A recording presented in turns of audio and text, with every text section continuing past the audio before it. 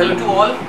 आज हम बात करेंगे हमारा chapter number 7, the most important chapter with respect to board exam as well as related to the NEET. ठीक है, चैप्टर नंबर 7 इवोल्यूशन। देखिए ये हमारा बहुत बड़ा चैप्टर है। कौन सा? Evolution. This chapter is divided into 4 parts: origin of life, evidences of organic evolution, theories of organic evolution and human evolution। ठीक है, तो ये चीज याद रखिएगा, हमारी बुक्स में इनको एक साथ कलेक्टिवली दे रखा है। मैं सेपरेट तरीके से आपको इसको 4 पार्ट्स में डिवाइड करके पढ़ाऊंगा। ठीक है, तो सबसे पहले जो हम टॉपिक जो स्टार्ट करेंगे that is origin of life. इसकी बात करने वाले पार्ट फर्स्ट की। तो हम यहाँ पर फर्स्ट पार्ट देख रहे हैं, origin of life of the evolution chapter. ठीक है, और देखिए इस पार्ट में हम बात कर रहे हैं कि कब और कैसे, how and when life originated on earth. इस रिस्पेक्ट में कई सारे साइंटिस्ट ने थ्योरी प्रपोज करी थी कि when and how life originated on earth. ठीक है, जिसमें से फर्स्ट थ्योरी हम पढ़ने वाले हैं that is called big bang theory. आपने नाम पहले भी सुना होगा। This theory was given by scientist Abbe Lemaitre. ठीक है, अब उनके अकॉर्डिंग, एबी लैमेट्रे के according, around 20 billion years ago, याद रखना बिलियन ईयर्स एगो, यूनिवर्स का फॉर्मेशन हुआ था। कैसे? एक बहुत ही भयंकर अनइमेजिनेबल क्या हुआ था, आपका एक्सप्लोजन हुआ। ठीक है, that explosion was thermonuclear explosion. Word याद रखना, कैसा एक्सप्लोजन था? थर्मोन्यूक्लियर एक्सप्लोजन हुआ, जिससे कहीं ना कहीं जो भी मैटर मिल रहा था वो एक दूसरे से क्या होता गया, दूर दूर होता गया। और जब वो दूर हो रहा था उस टाइम पर गैसेस का फॉर्मेशन हुआ। ठीक है, कौन सी? Hydrogen and helium. याद रखना वर्ड, 2 गैसेस मेनली। कौन सी? हाइड्रोजन और हीलियम। ये गैसेस कंडेंस्ड होती गई, डस्ट पार्टिकल्स जो मिल रहे थे वो भी कंडेंस्ड होते गए। जब वो दूर दूर जा रहे थे, मैटर दूर दूर जा रहा था, कंडेंसेशन से कहीं ना कहीं किसका फॉर्मेशन हुआ? हमारे गैलेक्सीज का। ठीक है, जिसमें से हमारे अर्थ जिस गैलेक्सी के अंदर आती है that is called milky way Galaxy. ठीक है, तो हम यहां पर बात कर रहे थे 20 बिलियन ईयर्स एगो किसका फॉर्मेशन हुआ? यूनिवर्स का। ठीक है, अब इसके बाद हम बात कर रहे हैं क्या, पर्टिकुलरली हमारी कौन सी गैलेक्सी है? मिल्की वे गैलेक्सी, जिसके अंदर याद रखना एक फ्लैट डिस्क लाइक स्ट्रक्चर मिलती है जिसका नाम है सोलर सिस्टम या सोलर नेब्यूला। ठीक है, अब ये जो सिस्टम या ये जो नेब्यूला जो है, it is made up of 8 planet revolving around the sun. ठीक है, अब कौन कौन से प्लैनेट है आप अच्छे तरीके से जानते हैं। कौन कौन सा? Mercury, Venus, Earth, Mars, Jupiter, Saturn, Uranus, Neptune. ठीक है, ये हमारे 8 प्लैनेट्स हैं जो सराउंडेड हैं या रिवॉल्व कर रहे हैं किसके चारों ओर? सन के। ठीक है, ध्यान से सुनिएगा। ये हमने बात करी है किस चीज की? बिग बैंग थ्योरी की, जिसमें याद रखना स्पेसिफिकली 20 बिलियन ईयर्स एगो किसका फॉर्मेशन हुआ? यूनिवर्स का। ओके, एक चीज हम यहां पे मिस करके, क्या 4.5 बिलियन ईयर्स एगो किसका फॉर्मेशन हुआ था? सोलर नेब्यूला या solar system. So this was the big bang theory. Okay, so हमने अभी तक बात करी थी किसकी? बिग बैंग थ्योरी की। देखिए बिग बैंग थ्योरी जो है वो ये नहीं बता रही कि how life is originated on earth. Big bang theory क्या बता रही है? व्हेन दिस अर्थ और दिस यूनिवर्स वाज ओरिजिनेटेड। ठीक है, अब हम जो बात करने वाले हैं क्या, how the life originated on earth, उसके रिस्पेक्ट में थ्योरीज पढ़ने वाले हैं, जिसमें से हम कौन सी थ्योरीज पढ़ रहे हैं? Ancient theories for origin of life. ठीक है, so first theory which is coming out is theory of special creation. ठीक है, पहला पॉइंट आपने याद रखना है, ये जो थ्योरी है, कौन सी? थ्योरी ऑफ स्पेशल क्रिएशन, ये एक माइथोलॉजिकली बेस्ड थ्योरी है, यानी ये हिंदू माइथोलॉजी और बाइबल पर बेस्ड है, पहली चीज। दूसरा, इस थ्योरी का कोई साइंटिफिक एविडेंस नहीं है, याद रखिएगा, इसका कोई साइंटिफिक एविडेंस नहीं है। It is totally based on upon the myth. ठीक है, अब देखिएगा क्या है ये। इस थ्योरी के रिस्पेक्ट में सबसे इंपॉर्टेंट क्वेश्चन जो आता है that is who was the greatest supporter of this theory. तो याद रखना फादर सोरेज वाज द ग्रेटेस्ट, या this theory was given by basically कौन? सोरेज। ठीक है, अब ये जो थ्योरी है ये किस पे बेस्ड है? 2 मिथ्स पे बेस्ड है। First is Bible and second is Hindu mythology. देखिएगा अकॉर्डिंग टू बाइबल, ठीक है, everything was created in 6 days. क्या? सब कुछ इस अर्थ पे, हेवन, इस पे आपका क्लाउड्स, अर्थ, वाटर, लिविंग्स, प्लांट, सब कुछ कितने डेज में क्रिएट हुआ था? 6 डेज में क्रिएट हुआ था। ठीक है। Sixth day, particularly sixth day पर किसका फॉर्मेशन हुआ था? लिविंग ऑर्गेनिज्म में किसका? ह्यूमंस का। According to Bible the first human male was Adam, ठीक है, और उसकी 12th रिब जो थी, ठीक है, वो टूटकर क्या बनी थी? First women, that was Eve, ठीक है। तो ये मिथ है, ऐसा माना जाता है, इसका कोई साइंटिफिक एविडेंस नहीं है, ठीक है। And according to Hindu mythology जो अर्थ जो है, या मैं बोलूंगा ये जो पूरा यूनिवर्स जो है, ये किसके कारण या किसने बनाया? किसने? ब्रह्मा। लॉर्ड ब्रह्मा या God Brahma was the originator of this earth, ठीक है। And according to Hindu mythology the first man was Manu and the first woman was Shraddha, ठीक है, याद रखिएगा। सो ये था क्या? स्पेशली क्या हुआ था? क्रिएशन हुआ था, कोई साइंटिफिक एविडेंस नहीं। अब देखिएगा, ध्यान से सुनना, इस थ्योरी के सबसे इंपॉर्टेंट 3 पॉइंट क्या है? ये जो थ्योरी है ये क्या बोल रही है? क्या फर्स्ट पॉइंट इज, ये थ्योरी बोल रही है कि इस अर्थ पे जिन ऑर्गेनिजम्स को हम आज देख रहे हैं, याद रखना, जिन ऑर्गेनिजम्स को हम आज देख रहे हैं वही के वही ऑर्गेनिज्म तब भी थे जब इस अर्थ का फॉर्मेशन हुआ था, ठीक है। यानी since from the origination of this earth जो ऑर्गेनिज्म उस टाइम पे मिल रहे थे वही के वही ऑर्गेनिज्म आज भी मिल रहे हैं, यानी ह्यूमंस जब अर्थ बनी थी तब भी थे, पहला पॉइंट। दूसरा, प्रेजेंटली जो डाइवर्सिटी मिल रही है इस अर्थ पे वही की वही डाइवर्सिटी जब अर्थ का फॉर्मेशन हुआ था तब भी थी, second point. And the third, earth का ओरिजिनेशन 4000 ईयर्स बैक हुआ है, ठीक है।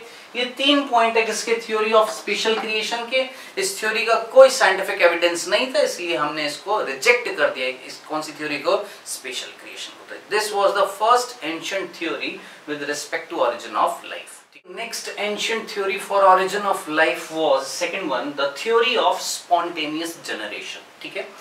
स्पॉन्टेनियस जनरेशन का मतलब है अचानक से एकदम क्या हुआ? जनरेशन हो गया, किसका? लाइफ का, ठीक है, फ्रॉम नॉन लिविंग थिंग। याद रखना, ये थ्योरी क्या बोल रही है? नॉन लिविंग या डिकेइंग, रॉटन, सड़ी हुई चीजों से किसका फॉर्मेशन हुआ है? लिविंग्स का। इट मीन, सोच के मुझे बताएं, ये थ्योरी बायोजेनेसिस को बता रही है कि ए बायोजेनेसिस को? बायोजेनेसिस मींस लिविंग का फॉर्मेशन किससे होता है? लिविंग से, that is called biogenesis. A biogenesis का मतलब है क्या? लिविंग्स का फॉर्मेशन किससे होता है? नॉन लिविंग से, that is called a biogenesis, ठीक है। तो याद रखिएगा, ये थ्योरी किस चीज को बता रही है? ए बायोजेनेसिस को, ठीक है। लेकिन ये क्या बोल रही है कि पर्टिकुलरली किससे हो रहा है? नॉन लिविंग, जो कैसा है? डिकेइंग है या रॉटन है, सड़ी हुई चीजों से किसका फॉर्मेशन हो रहा है? हमारा लाइफ का, ठीक है। अब देखिएगा, इस थ्योरी को सपोर्ट करने वाले जो इंपॉर्टेंट साइंटिस्ट थे कौन थे? एरिस्टोटल, जिनको आप जानते हैं कि फादर ऑफ बायोलॉजी। कौन? एरिस्टोटल, थेल्स एंड प्लेटो। ये साइंटिस्ट थे जिन्होंने इस थ्योरी को क्या किया था? ग्रेटली सपोर्ट किया था, ठीक है। अब आगे देखते हैं, देखिएगा, एक साइंटिस्ट है जिसका नाम नहीं भूलना है आपने, कौन? वॉन हेलमोंट, ठीक है। इन्होंने क्या बोला? देखिएगा, इन्होंने ये बहुत ही स्ट्रॉन्गेस्ट पॉइंट ऑफ व्यू अपना दिया था जिसको कई लोगों ने माना था इस थ्योरी में। क्या उन्होंने बोला? क्या कि अगर ध्यान से सुनना, अगर किसी शर्ट को यानी कपड़े को जो स्वेट सोक्ड है, पसीने से लथपथ है, ठीक है, ऐसी शर्ट को हमने कहां पर रख दिया? एक रूम में जहां पहले से वीट के बार्न्स रखे हुए हैं। क्या? कटी हुई फसल रखी हुई है, किसकी? गेहूं की। वीट बार्न्स रखे हुए हैं एक रूम के अंदर, उसके अंदर हमने स्वेट सोक्ड शर्ट को रख दिया। तो ठीक 21 दिन बाद यानी आफ्टर 21 डेज किसका फॉर्मेशन हो जाएगा उस शर्ट से? किसका? माइस का, ठीक है। तो क्या बोला हमने? According to von Helmont, mice formed in 21 days from sweat soaked dirty shirt capped in wheat barn, ठीक है। तो याद रखना, ठीक है। अब और उन्होंने क्या बोला? And also believe that the mud of Nile river, ठीक है, आप जानते हैं नाइल रिवर, नील नदी, नाइल रिवर, उसकी जो नीचे जो मड जो है, ठीक है, उससे क्या अराइज हो रहे हैं? फ्रॉग, स्नेक्स, क्रोकोडाइल, शार्क्स, ये अराइज हो रहे हैं, ठीक है। तो जरा सोचिए, क्या ऐसा पॉसिबल है? नहीं, साइंटिफिकली जब हम जानते हैं ऐसा पॉसिबल नहीं है, लेकिन ये थ्योरी जो थी, दिस एक्सप्लेन क्या? स्पॉन्टेनियसली क्या एकदम अचानक से किसका फॉर्मेशन हो गया? लाइफ का फॉर्मेशन हो गया, किससे? नॉन लिविंग, रॉटन और डिकेइंग मैटर से। So this is called theory of spontaneous generation. So the next theory is cosmozoic theory. देखिएगा, ध्यान से सुनिएगा. This theory was given by Richter. ठीक है, अब ये थ्योरी क्या बोल रही है, ध्यान से सुनिए. According to this theory, specifically ध्यान से सुनिए, ये थ्योरी स्पेसिफिकली किसकी बात कर रही है, अर्थ की. ठीक है. According to this theory, some unknown source, किसी unknown source से, यानी यूनिवर्स में कोई unknown जगह से क्या आया, स्पोर आया, एक स्पोर आया, और उस स्पोर के अंदर क्या मिल रहा था, प्रोटोप्लाज्म मिल रहा है. प्रोटोप्लाज्म मींस लाइफ या लिविंग मैटर. ठीक है, वो स्पोर आया अर्थ पे, और अर्थ पे कौन लेकर आ रही है उसको, कॉस्मिक रेज या कॉस्मिक डस्ट लेकर आ रही है. मीनिंग आपको समझ में आएगा. Why this theory is called cosmozoic theory, because this theory said that कि कहीं ना कहीं अर्थ पे कॉस्मिक डस्ट आ रही है, कॉस्मिक रेज आ रही है, अपने साथ क्या लेकर, स्पोर्स लेकर आ रही है, और उन स्पोर्स के अंदर क्या भरा हुआ है, क्या, प्रोटोप्लाज्म. ठीक है, कहां से आ रहा है, यूनिवर्स में कहीं से आ रहा है, पता नहीं कहां से आ रहे हैं, बस आ रहे हैं. ठीक है, और वो स्पोर्स आकर अर्थ पे जर्मिनेट हो रहे हैं, और किसका ओरिजिन हो रहा है, लाइफ का. ठीक है, so this was cosmozoic theory, जिसका कोई एक्सपेरिमेंटल प्रूफ नहीं है. Next, cosmic panspermia theory. Important है, याद रखना. कौन सी, कॉस्मिक पेंस्पर्मिया थ्योरी. ठीक है, अब देखिए पेंस्पर्मिया का मतलब क्या है. यहाँ पर पेंस्पर्मिया मतलब इस यूनिवर्स में, थ्रू आउट यूनिवर्स, हर प्लैनेट पर, हर स्टार पर लाइफ एग्जिस्टेड है. ठीक है, थ्रू पैन पूरे यूनिवर्स में लाइफ मिल रही है. ठीक है, बस उन लाइफ का स्पोर्स जो है वो एक स्टार से या एक प्लैनेट से दूसरे प्लैनेट पर ट्रेवल कर रहे हैं थ्रू स्पेस. इमेजिन करें, अर्थ से, क्या ये थ्योरी क्या बोल रही है, अर्थ पर जो लाइफ है, लिविंग ऑर्गेनिज्म है, उनके स्पोर्स, ठीक है, इस प्लैनेट से दूसरे प्लैनेट पर जा रहे हैं, ट्रेवल करते हैं, और दूसरे प्लैनेट पर जाकर क्या कर रहे हैं, लाइफ ओरिजिनेट कर रहे हैं. ये मीनिंग है इसका. कौन सी थ्योरी का, कॉस्मिक पेंस्पर्मिया थ्योरी, जिसको किसने दिया था, which was proposed by erroneous. ठीक है, सो मेरे ख्याल से आपको ये दोनों थ्योरी समझ में आ गई होंगी, दोनों में डिफरेंस समझ में आ गया. This theory particularly explain about the earth, और दिस थ्योरी कोई अर्थ के बारे में नहीं बोल रही है, बोल रही है हर प्लैनेट पर क्या मिल रही है, लाइफ मिल रही है, और उनकी स्पोर्स जो है, उनका प्रोटोप्लाज्म जो है, वो एक प्लैनेट से दूसरे प्लैनेट पर थ्रू स्पेस ट्रेवल कर रहे हैं, और जहां जहां पहुंच रहे हैं वहां वहां लाइफ को ओरिजिनेट कर रहे हैं. ठीक है, दोनों ही थ्योरी का कोई साइंटिफिक एविडेंस नहीं है, सो दोनों ही थ्योरी क्या थी, हमारी गलत साबित हुई है. ठीक है, so the next is theory of biogenesis. ठीक है, first point, this theory was given by two scientist, Harvey and Huxley. ठीक है, उन्होंने मिलकर एक स्टेटमेंट दिया, क्या, ओमनिस वाइवम एक्स ओवो. ठीक है, मीनिंग क्या था, क्या, a new organism on this earth originated from pre existing organism.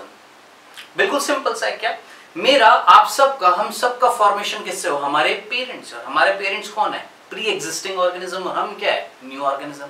अब हमसे नई जनरेशन जब पैदा होगी तब भी यही बोलेंगे, क्या, new organism originated from pre existing organism. तो सोच समझ के मुझे बताएं, क्या ये करेक्ट है या नहीं है. बिल्कुल करेक्ट है. तो सोचिए, क्या बायोजेनेसिस इस अर्थ पे हो रहा है या नहीं हो रहा है. बिल्कुल हो रहा है. एक नए ऑर्गेनिज्म का फॉर्मेशन किससे हो रहा है, उसके पेरेंट्स हो रहा है, जो एक ऑर्गेनिज्म है. This is called biogenesis. लेकिन सोचिए, क्वेश्चन वहीं आकर अटक गया कि इस अर्थ पे पहला जो ऑर्गेनिज्म आया था वो किससे आया था. ये थ्योरी तो बोल रही है पहला ऑर्गेनिज्म किससे आया, प्री एग्जिस्टिंग ऑर्गेनिज्म. तो प्री एग्जिस्टिंग ऑर्गेनिज्म किससे आया, वही वाली बात हो गई, पहले अंडा आया कि मुर्गी आई. ठीक है, तो क्या ये थ्योरी, क्या इस थ्योरी ने एक्सप्लेन किया क्या कि how the life originated on earth. नहीं. तो this theory does not explain the origin of life. ये ओरिजिन ऑफ लाइफ को एक्सप्लेन नहीं करे. लेकिन हाँ, क्या ये थ्योरी ने रिजेक्ट किया या नहीं किया, किसको, इससे पहले वाली थ्योरी, ए बायोजेनेसिस को रिजेक्ट किया या नहीं किया. वो थ्योरी क्या बोल रही थी, डिकेइंग मैटर से क्या बन रहे हैं, लाइफ. लेकिन क्या ये थ्योरी बोल रही है ऐसा, नहीं. ये थ्योरी बोल रही है कि life originated from the pre existing life. ठीक है, so this theory reject the A biogenesis and does not explain the origin of life. ठीक है, अब इस थ्योरी को एक्सपेरिमेंटली प्रूव्ड करने के लिए 3 साइंटिस्ट रिस्पॉन्सिबल थे. कौन से, Francesco Redi, Spallanzani, and the most famous कौन, लुइस पास्चर. ठीक है, हम इनके एक बार जल्दी से एक्सपेरिमेंट देखेंगे, इन्होंने क्या किया था. ठीक है। ओके, सो देखिए यहाँ पर सबसे पहले हम फ्रांसिस्को रेड्डी का एक्सपेरिमेंट देखेंगे। देखने से पहले याद रखिएगा दोनों का कंसेप्ट जो है वो बिल्कुल सेम है, ठीक है। देखिए रेड्डी ने क्या किया था, उन्होंने 2 जार लिए, दोनों जार के अंदर कुक्ड मीट रखा, लेकिन एक जार जो था वो ओपन था और एक जार जो था वो एयर टाइट था, ठीक है। अब आप अच्छे तरीके से जानते हैं दोनों में से कौन से जार के अंदर फ्लाइज आएंगी। हम जानते हैं ओपन जार के अंदर आएंगी, ठीक है। और वो फ्लाइज क्या देंगी, लार्वा देंगी, किसमें, ओपन जार में। वो लार्वा आगे डेवलप होकर क्या कहलाएंगे, मैगॉट्स। तो याद रखना मैगॉट्स कौन होते हैं, भूलना मत, the larva of flies are called maggots, ठीक है। तो अब आप जरा सोचिए मैगॉट्स किससे डेवलप हो रहे हैं, एक लाइफ किससे डेवलप हो रही है, प्री एग्जिस्टिंग लाइफ से हो रही है। यानी देखिए यहाँ पर लाइफ पहुंच ही नहीं पा रही है अंदर, तो नई लाइफ का ओरिजिनेशन नहीं हुआ। तो हमने यही तो पढ़ा था, बायोजेनेसिस क्या था, life originated from pre existing life. जब यहाँ पर लाइफ ही नहीं है तो नई लाइफ क्या डेवलप हो पाएगी, नहीं। यहाँ पर लाइफ आई है, फ्लाइज आई हैं, जिसकी वजह से नई लाइफ जनरेट हुई है, दैट इज मैगॉट्स, ठीक है। सिंपल सा एक्सपेरिमेंट था। अब आइए किसका, स्पेलेंजेनी एक्सपेरिमेंट। यहाँ पे जार थे, यहाँ पर फ्लास्क है। यहाँ पर जार के अंदर कुक्ड मीट था, इन फ्लास्क के अंदर वेजिटेबल्स, बॉइल्ड वेजिटेबल्स और मीट जो था उनका मिक्सचर प्रिपेयर किया गया, एक सूप तैयार किया गया। हमने यहाँ पर सूप डाल दिया। अब दोनों जार में से एक जार के ऊपर जो कॉर्क जो लगी हुई थी वो बहुत ही ज्यादा क्या थी, टाइट थी, ठीक है, बिल्कुल फिक्स्ड थी। दूसरे में थोड़ा सा लूज थी, कौन, कॉर्क, ठीक है। अब आप जरा सोच समझ के मुझे बताएं, जिसमें टाइट है क्या वहां पर अंदर माइक्रो ऑर्गेनिज्म आ पाएंगे, नहीं। लेकिन जो लूज है वहां से अंदर की तरफ कौन आ गए, माइक्रो ऑर्गेनिज्म। माइक्रो ऑर्गेनिज्म अगर आए हैं तो इट मींस कंटैमिनेशन करेंगे या नहीं करेंगे। तो सोचिए दोनों में से कंटैमिनेशन किस में हो, माइक्रो ऑर्गेनिज्म किस में मिले, इस वाली में। इट मींस हम जानते हैं एयर में माइक्रो ऑर्गेनिज्म है, एयर में माइक्रो ऑर्गेनिज्म है।